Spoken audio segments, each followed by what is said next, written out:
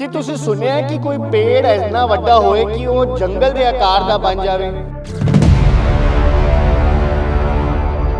ਛੱਡੀ ਜਾਂਦੇ ਆ ਜਿਹੜੇ ਜਿੰਨਾ ਵਧੀ ਜਾਂਦਾ ਉਨੀ ਜਗ੍ਹਾ ਛੱਡੀ ਜਾਂਦੇ ਆ ਖੇਤ ਵਾਲੇ। ਅੱਛਾ, ਕੋਈ ਵੜਦਾ ਨਹੀਂ ਹੈ ਜੀ। ਕੀ ਤੁਸੀਂ ਸੁਣਿਆ ਹੈ ਕਿ ਕੋਈ ਪੇੜ ਐਸਾ ਦਾ ਹੋਏ ਕਿ ਉਹ ਲੋਕਾਂ ਦੀ ਜ਼ਮੀਨ ਖਾਣੀ ਸ਼ੁਰੂ ਕਰ ਦੇ?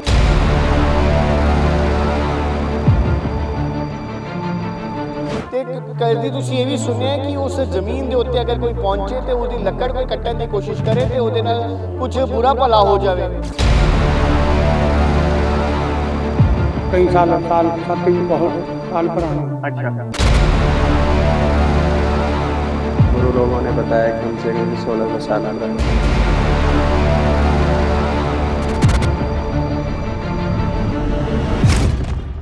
ਕੀ ਤੁਸੀਂ ਸੁਣਿਆ ਹੈ ਕਿ ਕੋਈ ਪੇੜ ਇੰਨਾ ਵੱਡਾ ਹੋਏ ਕਿ ਉਹ ਜੰਗਲ ਦੇ ਆਕਾਰ ਦਾ ਬਣ ਜਾਵੇ? ਕੀ ਤੁਸੀਂ ਸੁਣਿਆ ਹੈ ਕਿ ਕੋਈ ਪੇੜ ਐਸਾ ਦਾ ਹੋਏ ਕਿ ਉਹ ਲੋਕਾਂ ਦੀ ਜ਼ਮੀਨ ਖਾਣੀ ਸ਼ੁਰੂ ਕਰ ਦੇ? ਤੇ ਕਦੀ ਤੁਸੀਂ ਇਹ ਵੀ ਸੁਣਿਆ ਹੈ ਕਿ ਉਸ ਜ਼ਮੀਨ ਦੇ ਉੱਤੇ ਅਗਰ ਕੋਈ ਪਹੁੰਚੇ ਤੇ ਉਹਦੀ ਲੱਕੜ ਕੋਈ ਕੱਟਣ ਦੀ ਕੋਸ਼ਿਸ਼ ਕਰੇ ਤੇ ਉਹਦੇ ਨਾਲ ਕੁਝ ਬੁਰਾ ਭਲਾ ਹੋ ਜਾਵੇ? ਬਿਲਕੁਲ ਇਹ ਹਕੀਕਤ ਹੈਗੀ ਹੈ। ਦਰਅਸਲ ਇਹ ਇੱਕ ਦਰਖਤ ਹੈਗਾ ਜਿਹੜਾ ਕਿ ਹੁਣ ਪੂਰੀ ਤਰੀਕੇ ਨਾਲ ਜੰਗਲ ਦਾ ਰੂਪ ਲੈ ਚੁੱਕਿਆ ਹੈ। ਇਹ ਦਰਖਤ ਮੌਜੂਦ ਹੈ ਫਤਿਹਗੜ੍ਹ ਸਾਹਿਬ ਦੇ ਇੱਕ ਪਿੰਡ ਦੇ ਵਿੱਚ, ਜਿੱਥੇ ਇਸ ਵੇਲੇ ਅਸੀਂ ਮੌਜੂਦ ਆ। ਇੱਥੇ ਤੁਸੀਂ ਵੇਖ ਸਕਦੇ ਹੋ ਇੱਕੋ ਦਰਖਤ ਹੈਗਾ ਜਿਹੜਾ ਬਰਗਦ ਦਾ ਦਰਖਤ ਹੈਗਾ, ਜਿਹੜਾ ਕਿ ਹੁਣ ਨਾ ਸਿਰਫ ਦਰਖਤ ਬਲਕਿ ਇੱਕ ਤਰੀਕੇ ਨਾਲ ਜੰਗਲ ਜਿਸ ਨੂੰ ਕਹੀਏ ਤੇ ਉਹਦਾ ਰੂਪ ਲੈ ਚੁੱਕਿਆ ਹੈ। ਇਹ ਇਕਲੌਤਾ ਐਸਾ ਦਾ ਪੇੜ ਹੈਗਾ ਕਿ ਜਿਹੜਾ ਕਿ ਤਕਰੀਬਨ 25 ਬੀਘੇ ਜ਼ਮੀਨ ਦੇ ਵਿੱਚ ਫੈਲਿਆ ਹੋਇਆ ਹੈ। ਇਹਦੀ ਜੜ੍ਹਾਂ ਇਸ ਤਰੀਕੇ ਨਾਲ ਪੂਰੇ ਖੇਤਾਂ ਦੇ ਵਿੱਚ ਫੈਲਦੀਆਂ ਜਾ ਰਹੀ ਹੈ ਕਿ ਮੰਨੋ ਕਿ ਇਹ ਕੋਈ ਇਸ ਨੂੰ ਵਾਹ ਰਿਹਾ ਹੋਏ। ਤਾਂ ਜਿਸ ਤਰੀਕੇ ਨਾਲ ਤੁਸੀਂ ਵੇਖ ਸਕਦੇ ਹੋ ਕਿ ਇਹ ਇੱਕੋ ਪੇੜ ਹੈਗਾ, ਇੱਕੋ ਦਰਖਤ ਹੈਗਾ ਜਿਹਦੀ ਜੜ੍ਹਾਂ ਲਗਾਤਾਰ ਅੱਗੇ ਫੈਲਦੀਆਂ ਜਾ ਰਹੀ ਹੈ ਤੇ ਹੁਣ ਤੱਕ ਤਕਰੀਬਨ ਇਹ 25 ਬੀਘੇ ਤੋਂ ਜ਼ਿਆਦਾ ਜਿਹੜੀ ਜ਼ਮੀਨ ਦੇ ਉੱਤੇ ਆਪਣਾ ਕਬਜ਼ਾ ਕਰ ਚੁੱਕਿਆ ਹੈ ਤੇ ਲਗਾਤਾਰ ਇਸ ਦੀ ਜਿਹੜੀ ਜੜ੍ਹਾਂ ਉਹ ਫੈਲਦੀਆਂ ਹੀ ਜਾ ਰਹੀਆਂ। ਤੇ ਇਹ ਜਿਸ ਤਰੀਕੇ ਨਾਲ ਤੁਸੀਂ ਵੇਖ ਰਹੇ ਹੋ ਕਿ ਇੱਕੋ ਦਰਖਤ ਹੈਗਾ ਜਿਹੜਾ ਇਹ ਲਗਾਤਾਰ ਅੱਗੇ ਵੱਧ ਰਿਹਾ ਹੈ ਤੇ ਜਿਸ ਕਾਰਨ ਜਿਹਦੇ ਵੀ ਇਹ ਖੇਤਾਂ ਦੀ ਜਿਹੜੀ ਜ਼ਮੀਨ ਹੈਗੀ ਹੈ ਉਸ ਨੂੰ ਇਸ ਜ਼ਮੀਨ ਨੂੰ ਖਾਲੀ ਕਰਨਾ ਪੈਂਦਾ ਹੈ ਕਿਉਂਕਿ ਇਹਦੇ ਉੱਤੇ ਪੇੜ ਦਾ ਕਬਜ਼ਾ ਹੋ ਜਾਂਦਾ ਹੈ। ਇਹ ਜਿਹੜਾ ਪੇੜ ਹੈਗਾ ਇਹ ਜਿਹੜਾ ਫਤਿਹਗੜ੍ਹ ਸਾਹਿਬ ਦੇ ਚੋਟੀ ਖੇੜੀ ਇੱਕ ਪਿੰਡ ਹੈਗਾ, ਉੱਥੇ ਇਹ ਜਿਹੜਾ ਮੌਜੂਦ ਹੈਗਾ, ਜਿੱਥੇ ਲਗਾਤਾਰ ਇਸ ਪੇੜ ਦੀ ਸ਼ਾਖਾਵਾਂ ਜਿਹੜੀ ਪੇੜ ਦੀ ਜੜ੍ਹਾਂ ਉਹ ਫੈਲਦੀਆਂ ਹੀ ਜਾ ਰਹੀਆਂ ਤੇ ਜਿਸ ਕਾਰਨ ਇਸ ਦੀ ਜ਼ਮੀਨ ਨੂੰ ਖਾਲੀ ਕਰਨਾ ਪੈਂਦਾ ਹੈ।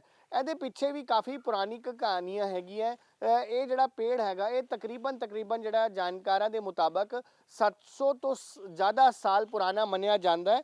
ਇਸ ਦੇ ਪਿੱਛੇ ਕਹਾਣੀ ਵੀ ਬੜੀ ਹੋਰ ਹੈਗੀ ਹੈ ਕਿ ਕਿਸੇ ਦੇ ਬੱਚਾ ਨਹੀਂ ਹੋ ਰਿਹਾ ਸੀਗਾ ਤੇ ਉਸ ਨੂੰ ਕਿਸੇ ਮਹੰਤ ਵੱਲੋਂ ਜਦੋਂ ਵਿਭੂਤੀ ਦਿੱਤੀ ਗਈ ਤੇ ਲੇਕਿਨ ਉਸਨੇ ਘਰ ਜਾ ਕੇ ਉਹ ਵਿਭੂਤੀ ਨਹੀਂ ਖਾਈ ਬਲਕਿ ਇੱਥੇ ਆ ਕੇ ਸੁੱਟ ਗਿਆ। ਉਸੀ ਵਿਭੂਤੀ ਦੇ ਨਾਲ ਜਿਹੜਾ ਇਹ ਦਰਖਤ ਜਿਹੜਾ ਪੈਦਾ ਹੋਇਆ ਤਾਂ ਉਸ ਤੋਂ ਬਾਅਦ ਲਗਾਤਾਰ ਫੈਲਦਾ ਹੀ ਜਾ ਰਿਹਾ ਤੇ ਹੁਣ ਤੱਕ ਇਹ 20-25 ਬੀਘੇ ਤੋਂ ਜ਼ਿਆਦਾ ਜਿਹੜੀ ਜ਼ਮੀਨ ਹੈਗੀ ਹੈ ਉਸ ਦੇ ਉੱਤੇ ਆਪਣਾ ਕਬਜ਼ਾ ਕਰ ਚੁੱਕਾ ਹੈ ਤੇ ਲਗਾਤਾਰ ਇਸ ਪਿੰਡ ਦੇ ਜਿਹੜੇ ਲੋਕ ਹੈ ਇੱਥੇ ਪਹੁੰਚਦੇ, ਇਹਦੀ ਪੂਜਾ ਅਰਚਨਾ ਹੁੰਦੀ ਹੈ ਲਗਾਤਾਰ ਜਿਹੜਾ। ਤੇ ਵੀ ਜਾਣਕਾਰੀ ਦੇ ਮੁਤਾਬਕ ਇੱਥੇ ਕੋਈ ਵੀ ਅਗਰ ਕੋਈ ਇਸ ਪੇੜ ਦੀ ਲੱਕੜ ਕੱਟਣ ਆਉਂਦਾ ਤਾਂ ਉਹਦੇ ਨਾਲ ਕੁਝ ਬੁਰਾ ਭਲਾ ਹੋ ਜਾਂਦਾ ਹੈ। ਸਾਡੇ ਨਾਲ ਪਿੰਡ ਦੇ ਇੱਕ ਵਾਸੀ ਵੀ ਹੈਗੇ ਜਿਹਦੇ ਖੇਤ ਹੈਗੇ ਹੈ ਜਿੱਥੇ ਫੈਲਦਾ ਜਾ ਰਿਹਾ ਪੇੜ, ਲਗਾਤਾਰ ਫੈਲ ਰਿਹਾ ਹੈ। ਹਾਂਜੀ ਇਹ ਛੱਡੀ ਜਾਂਦੇ ਆ ਜਿਹੜੇ ਜਿੰਨਾ ਵਧੀ ਜਾਂਦਾ ਉਨੀ ਜਗ੍ਹਾ ਛੱਡੀ ਜਾਂਦੇ ਆ ਖੇਤ ਵਾਲੇ। ਅੱਛਾ, ਕੋਈ ਵੜਦਾ ਨਹੀਂ ਹੈ ਜੀ। ਇਸੀ ਦੀ ਮੰਨਤਾ ਜੀ ਬਰੋਟੀ ਜੀ। ਅੱਛਾ, ਇਸੀ ਦੀ ਸੁੱਖਾਂ ਬਾਰਾਂ ਹੁੰਦੀਆਂ, ਇਸ ਨੂੰ ਵੜਦਾ ਤਾਂ ਨਹੀਂ। ਇਸੀ ਨੂੰ ਬਰੋਟੀ ਬਾਬਾ ਕਹਿੰਦੇ ਨੇ? ਹਾਂਜੀ ਇਸੀ ਨੂੰ ਕਹਿੰਦੇ। ਅੱਛਾ, ਇਹਦੀਆਂ ਸੁੱਖਾਂ ਬਾਰਾਂ ਹੁੰਦੀਆਂ ਜੀ, ਇਸੀ ਨੂੰ ਮੰਨਦੇ ਆ ਤਾਂ ਕਰਕੇ ਲੋਕ ਡਰਦੇ ਆ, ਵੜਦੇ ਨਹੀਂ ਹੈ। ਯਾਨੀ ਬੁਲਾ ਭਲਾ ਅੱਜ ਤੁਸੀਂ ਦੇਖਿਆ ਨਹੀਂ ਜੀ ਕਿਸੇ ਗੱਲ, ਅਸੀਂ ਤਾਂ ਆਪਣੀ ਸੋਝੀ 'ਚ ਅੱਛਾ, ਪਹਿਲਾਂ ਕੋਈ ਹੋਇਆ ਕਿਸੇ ਨੇ ਵੱਢੀ ਹੋਇਆ ਤਾਂ ਪਤਾ ਨਹੀਂ। ਅੱਛਾ, ਹਾਂਜੀ ਤੇ ਕਾਫੀ ਪੁਰਾਣਾ ਪੇੜ ਹੈਗਾ? ਹਾਂਜੀ ਹੋਊਗਾ ਜੀ, ਸਾਡੇ ਤਾਂ ਬਾਬਿਆਂ ਨੂੰ ਪਤਾ ਵੀ ਕਈ ਸਾਲ ਸੱਤ ਵੀ ਬਹੁਤ ਸਾਲ ਪੁਰਾਣਾ। ਅੱਛਾ, ਉਹ ਬਿਡਾਰੂ ਬਾਬੇ ਸਾਡੇ ਦਾ ਸਾਥ ਦੇ ਵੀ ਸੱਤ ਵੀ ਕਈ ਹਜ਼ਾਰ साल पहले ਦਾ। मान जी, क्या मान्यता है इस जो बरोटी बाबा जिसको कहा जाता है? इसकी मान्यता ये है, यहाँ पर एक साधु ने तपस्या की थी और अपने धोने से उन्होंने विभूति दी थी जिसके औलाद नहीं थी। तो फिर वो बाद में बहम कर बैठे थे कि विभूति से बच्चे कैसे होंगे। फिर वापस यहीं गिर गए थे, उसी विभूति से उत्पन्न हुई थी। हाँ जी। और फिर इसकी जो भी मन से कोई सुखना सूखता है उसकी सुखना पूर्ति होती है। हाँ जी। तो कितने साल पुराना होगा? साल का तो कोई अनुभव नहीं है, पर हमारे कुछ गुरु लोगों ने बताया कि कम से कम ये 1600 साल पुरानी है। 1600 साल पुराना। हाँ जी, हाँ जी। और कितने के एरिया में ये फैला होगा? ये तकरीबन तकरीबन 4 एकड़ में आ जाता है। 4 एकड़ में। हाँ जी। अच्छा। और कुछ ऐसी भी मान्यता है कि कोई इसको काटने की कोशिश करता है तो कुछ उसके साथ बुरा भला होता है? हाँ, ऐसा सुनने में तो आया और देखने में भी आया कई बार। अगर इसका कोई नुकसान किया है, जैसे किसी ने इसका पत्ता तोड़ दिया, कोई टाना जानबूझ के तोड़ दिया, तो उसके साथ कोई ना कोई घटना घटित हो जाती है। अंदाजे में अगर जिसको नहीं पता है, फिर अगर कोई करता है उसमें, चलो परमात्मा ये कुछ कहती नहीं है जल्दी से। हाँ जी। तो ये क्या सबसे बड़ा पेड़, अगर इसको कहे भारत का सबसे बड़ा इसको पेड़?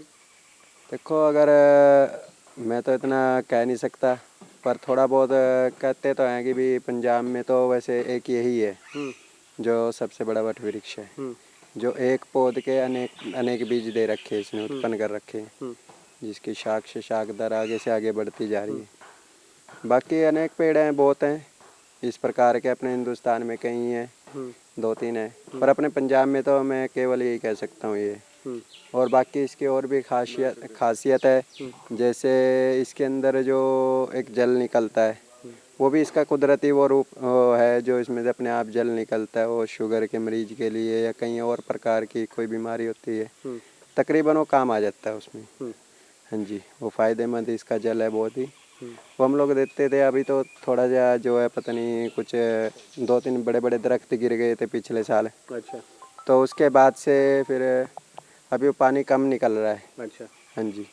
अच्छा। हाँ जी। तो लोग आते हैं दूर दूर से यहाँ पे? हाँ, लोग आते हैं, दर्शन करने आते हैं सभी। हाँ जी। हम्म। बाकी अपना शांतिपूर्वक ध्यान लगाने का ज़्यादा वो रहता है कि कोई बैठे उठे अपना ध्यान लगाए।